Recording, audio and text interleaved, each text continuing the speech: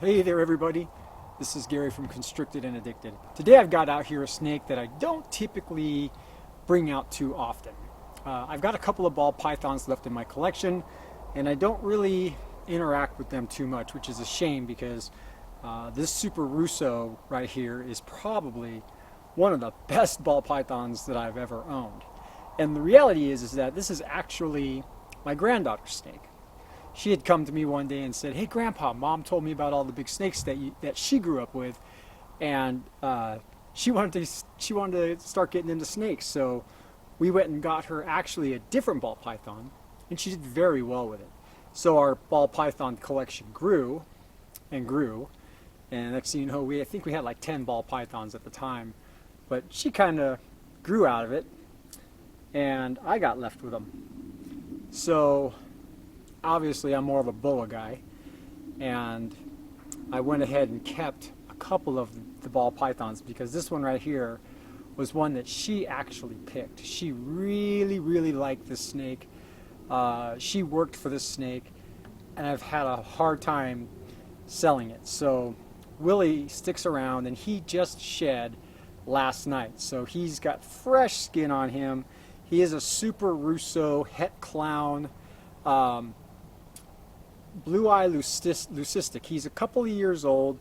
Obviously he eats medium rats, and he's never given me a problem eating. Just a beautiful ball python. Very, you know, when he's out, he's always inquisitive and interactive, never poses a threat, has any sort of, you know, defensiveness about him. Just a really good snake.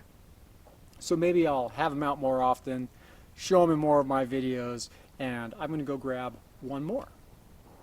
So here is the second ball python in our collection here, and this is Willie. I'm sorry, this is Lily. Willie was the blue-eye leucistic I had out earlier. Lily is our lavender albino spider, and this was my granddaughter's very first snake. We went to the Serpentarium in Lodi, and she saw this snake and she just fell in love with it. So I got it for her.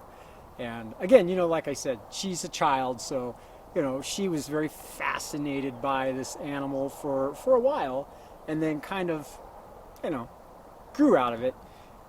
So now I'm left with taking care of it, and you know, like I said, again, ball pythons really aren't my thing, but it has a home in my heart for a couple of reasons. Number one, it is the first snake that my granddaughter picked out, wanted. She really interacts with it. Even when she comes over now, she still sits down with it, she still reacts with it, she still plays with it, just not to the extent that she used to. The other thing is that spider ball pythons have a neurological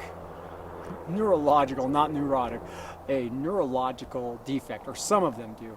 And this one definitely has that neurological defect. It does corkscrews when it's, you know, right now it looks very normal. It looks like it's just kind of hanging out. But she'll get active. She'll start moving around, and then all of a sudden she starts corkscrewing her head. She's never had a problem eating. I'd never breed her. I'd never sell her for that reason, because I know her ins and outs, and I really wouldn't want anybody else to have to, I don't know if deal with her or put up with her are correct terms, but I know her, and I would feel terrible if I was to let her go to somebody else. So Lily has a very welcome place in my collection.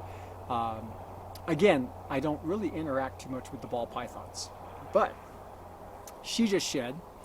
Her and Willie shed on the same day, so she's just got some beautiful skin, and she's a beautiful snake altogether. It's funny is that I talk about her corkscrews, and she's not even going to do it right now. These are the two ball pythons in my possession that I won't ever get rid of, and they're beautiful animals, and like I said, they just shed. Lily is she's probably about 2.5 years old.